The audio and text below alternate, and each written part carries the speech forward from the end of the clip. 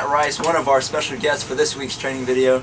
Matt is going to tell you about a system that we have in place, but a lot of you are less informed than others about. This is something that actually our store is it's something really important for our store. Kind of gives people a parameter of where they are and how they're doing. So Matt, go ahead and tell us a little bit about top 3, bottom 3. Right, thank you, Austin. So really quick, I want to cover what the system really is and how we evaluate, and for the top and bottom. So each month our leadership team gets together and we kind of talk about who are our top performers of our store and who are our bottom performers of our store.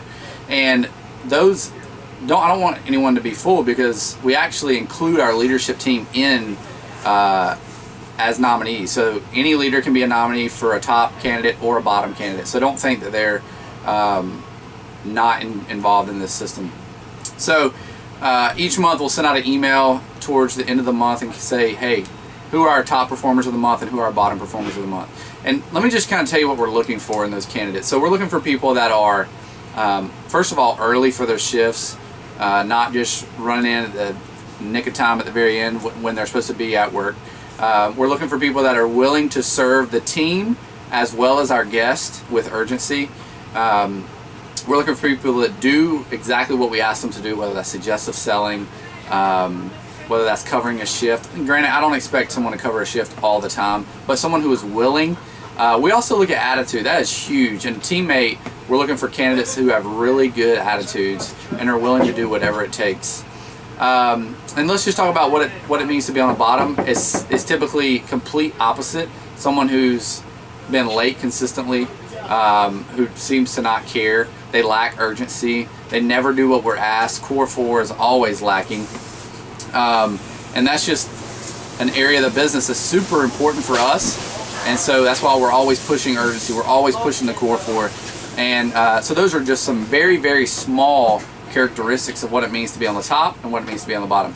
And lastly, I want to talk about when you're on the top if you're on the top 3 times in the span of 12 months, then you're eligible for a raise and potentially a promotion.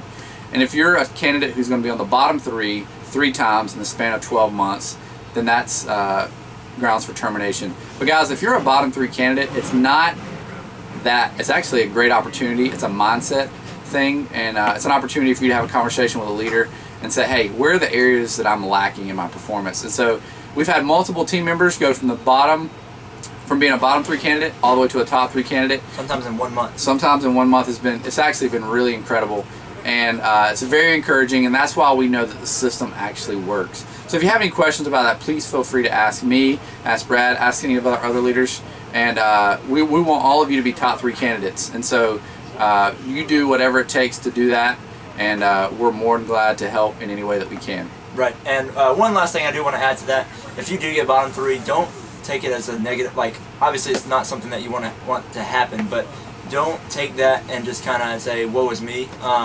That attitude will get you top 3 or bottom 3 again. Take it as an opportunity to grow. We have had team members who literally get bottom 3 and are like, "I'm never going to get that again," and get top 3 the next 2 to 3 months. So if you do get bottom 3, no, obviously it's not something that you want to be on, but it's a great area for you to improve and a great opportunity for you. So thank you, Matt, for joining with us. Absolutely. The William Matt Rice. Woo woo, Willie Rye. So next we have another special guest. Whoa! I was just working on a machine. What happened?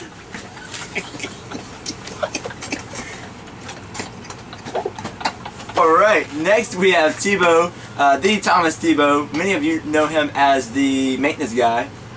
Thibaut, what do you do here? I take care of everything non-human. Nice. Or not breathing, as you like to say. Nice. Well, now he's going to talk about something that also does not breathe, and that is ice cream. Guys, you may or may not have heard, but we have a lot of ice cream waste. That is because we are either overfilling our cones or overfilling our milkshakes. Thibaut, tell us a little bit about how can our team members fix that? So just so you have a perspective, every week we waste at least 3 to 4 cases. Right now we have, we still have 1 more week left, and we've wasted over 12 cases of ice cream for this month. That equals up to a big fat paycheck of $351. And wow. And we still have 1 more week to go. Wow. So the way we can make sure that we're doing better on ice cream, one is crucial is we weigh those cones.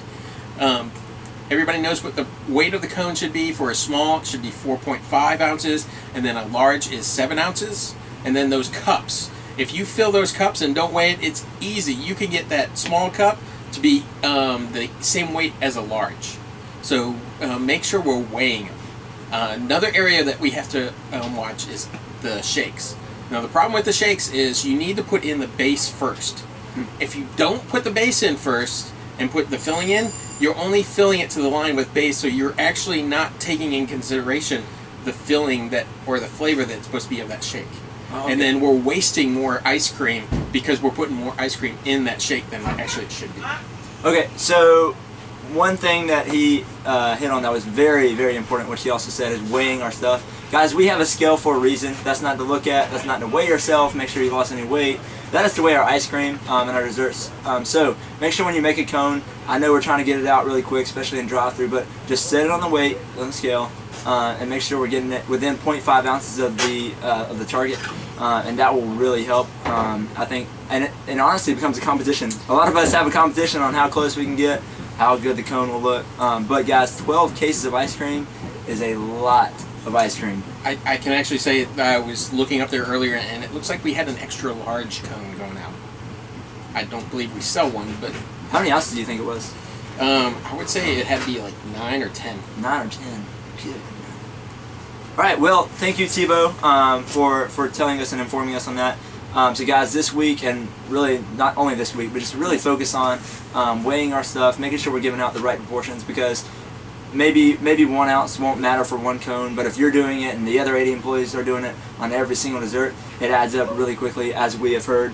So make sure we are being really strategic and intentional about making sure that we're handing out the right amount. A lot of guests are not going to be happy with handing out small cones, but that's what we have to do. That's what they're paying for. Well, that's the problem. We've been giving them too big of a cone, so now they think expect it's it. supposed to be a big cone when it actually should be small.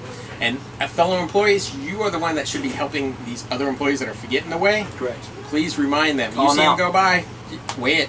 Yep. If it looks too big, make sure they weigh it. Weigh it. Weigh it. All right. Well, Tebow, thank you for joining with us this week. Guys, that is all we have. Are Ladies and you gentlemen. going to snap me back out so that I can go to the machine? Yeah, snap. All right, here's our second guest of the week. We have here Brad Caldwell. Brad is going to tell you a little bit about something that I think our store excels at in some areas and then struggles with in other areas.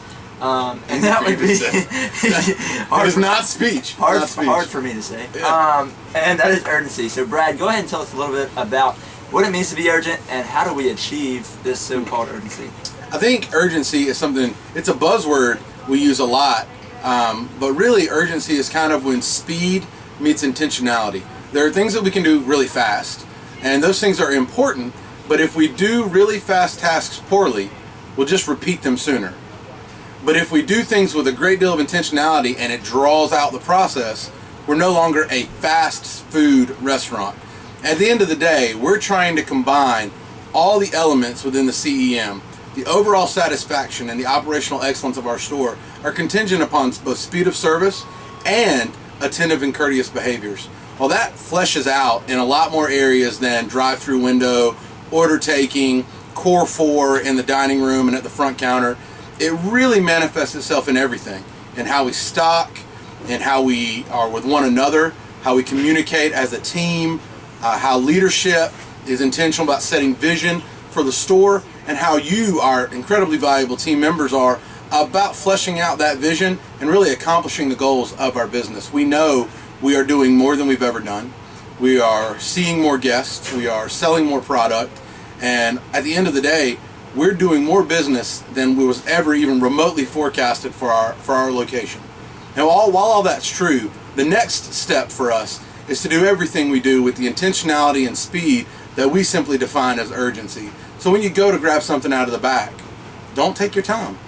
Go get it and bring it back up to the front, because it may be the difference in what might be a grade for us of a 4 or a 5, but that 4 or 5 for us is really a pass-fail. It's not a B minus or a B plus and then an A plus. It's, did you meet the expectations? The expectations we're setting. We've set a very high bar. You have set a very high bar. And being able to accomplish that, Austin, I think is really what sets us apart. Doing it continually and keeping kind of in your mind, presuppose that one of the things you need to do every time you come in the store is be urgent about whatever task. You look at the setup, you look at the checklist, whatever that piece of paper that tells you what the plan is for the day, your job is to know the job and to do it with urgency. All right, I like it. So, like Brad was saying, urgency is something that's very important for our store, and it is a big area of growth. So, as you come in, yes, we want to have fun, and yes, we want to serve our guests, and we want to be personable with them. But, like you were saying, we have to mix that with being quick and efficient. We are running a large caliber store, and we have a lot of things to get done before the day is over. So, guys, just make sure we're staying urgent, and let's make it a great week. Thank you, Brad. Awesome. Thanks, buddy. I wasn't ready. I wasn't ready. Oh my God. Timo, that was incredible. It's big.